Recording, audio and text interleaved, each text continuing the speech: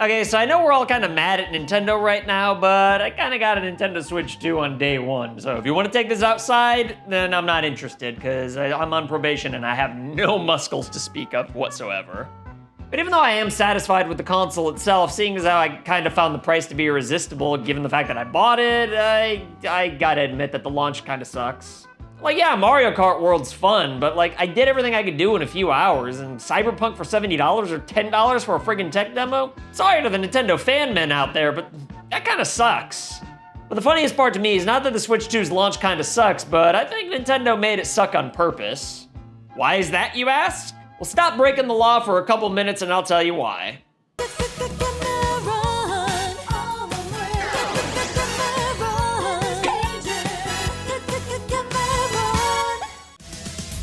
Okay, so basically, I just don't buy the idea that Nintendo or really any developer works on games and then releases them like immediately after finishing them. Sometimes games are worked on right up until the release date, but other times there's at least a few games that are ready to go in the can at any given time. Like, does anybody really believe that Donkey Kong Bonanza wasn't ready to go right off the bat for the Switch 2? Of course not, which begs the question, why hold it back? Well, because in Nintendo's mind, it makes more sense to give one first-party game the spotlight at a time before putting the next one out. We already know this is true, because there is no way in hell that the Switch 1 couldn't also add Mario Kart 8 Deluxe on day one when it was already finished. But since the Switch already had Breath of the Wild, kinda had to get the spotlight, at least in Nintendo's mind anyway.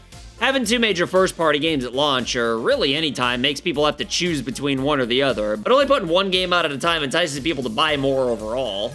Honestly, I really want to resist Donkey Kong Bonanza just because it's $70, but they got me by the friggin' balls, I'll admit it, because I just want to play something new on the console I just bought. I'm sorry. A launch is important though, so you'd think that putting two games out would make sense, but in Nintendo's minds, Welcome Tour is somehow a full game. I don't know how, but they believe it.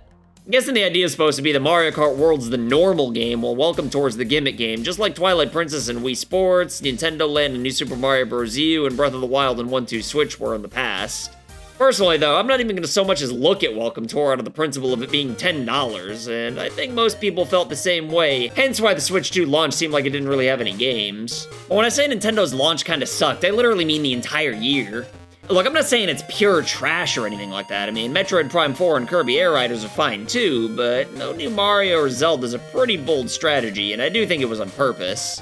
Technically, we've got tons of Zelda on the Switch 2, but repackaging Batwa and Takta at $70 and $80 is really kinda lame. I don't have to buy it, so I won't. Not really worth complaining about, it's just because Nintendo gave it to us as an option, but still though, doesn't count as Zelda games on the Switch 2, I'm sorry. Nor do I count Wind Waker on the GameCube either, even though it is one of my favorite games in the entire series. Like, yeah, we also have another Hyrule Warriors game, which is reasonable, but still not the real deal Zelda, we all know that. Obviously, with Tears of the Kingdom having just came out 2 years before the Switch 2, and Echoes of Wisdom coming out a year after that, it's not exactly realistic to expect a new Zelda game on the Switch 2 early on, regardless of how many dimensions it's in. But Mario, on the other hand, though? Honestly, I'm blown away that we never got a Mario Odyssey 2 on the Switch 1, and I'm only slightly less blown away that we didn't get a new 3D Mario game on the Switch 2 for launch.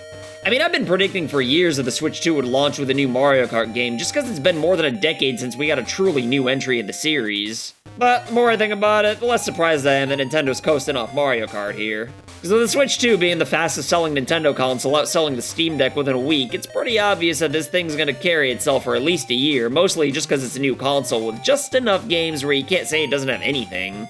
Like, I'm not necessarily saying that Nintendo's got a new 3D Mario game finished up and ready to go whenever they feel like it, even though I think it's at least mostly done at this point, but I do think that they consciously decided to prioritize other games and avoid them being overshadowed by something as high profile as a new Mario game, since they believe the Switch's momentum was just gonna carry itself for at least a year anyway. Despite all the bullshit the above-average sized end pulled, new console's certainly carrying itself just based on the hype alone, proving that, for better or worse, internet opinion really only makes up a small fraction of what people in the real world think. Let's not forget that Nintendo kinda shot themselves in the ass on the first Switch, announcing games way too early out of paranoia that the Switch would lose momentum like the Wii U did before it, only for some of those games to never come out, at least until the Switch 2 anyway. You know, like Metroid Prime 4, for example.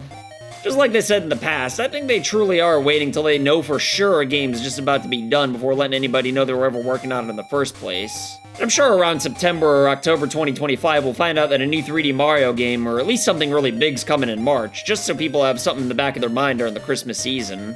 Probably some other games for like April or May too, even. I know the pandemic kind of screwed things up for the regular Switch's game schedule, but there were definitely some periods where it felt like nothing was happening, especially towards the end, which I can totally see Nintendo trying to avoid as much as possible this time around. Because at the end of the day, it's always better to under-promise and over-deliver rather than over-promise and under-deliver. I'd wager that in Nintendo's minds, this is a marathon, not a sprint, not to mention the fact that the original Switch still isn't even dead yet, and honestly, I don't expect it to die off anytime soon, just because it's a really good budget console at this point that people could still play a lot of the upcoming games on, like, you know, the aforementioned Metroid Prime 4 that was promised like a million years ago. In fact, I wouldn't even be surprised if the next mainline Pokemon games were technically Switch 1 games just to capitalize on the install base, with the idea the Switch 2 version would run a lot better. Kinda like what we're seeing with how Scarlet and Violet are running on the Switch 2. Ultimately, though, I don't think that'd be Nintendo's decision at all. I think it'd just be Game Freak and the Pokemon Company wanting to sell as many copies as possible, way more than they want to sell Switch 2 consoles themselves.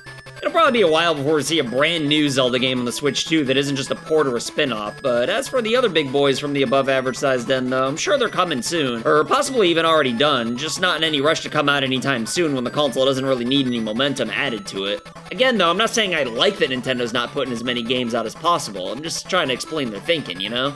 Now, is it lame for Nintendo to consciously hold games back? Of course it is, in a lot of ways even. But with all Nintendo's profits mentality as laid, I think it's on the low end of the lameness, to be honest. Anyway, that's all for today, but if you got a kick out of my incoherent rambling and disturbing imagery, though, then you should check out this video I made ranking every character from Smash Ultimate from good to evil. But if you'll excuse me, though, I gotta go bail my dad out of prison again. Later!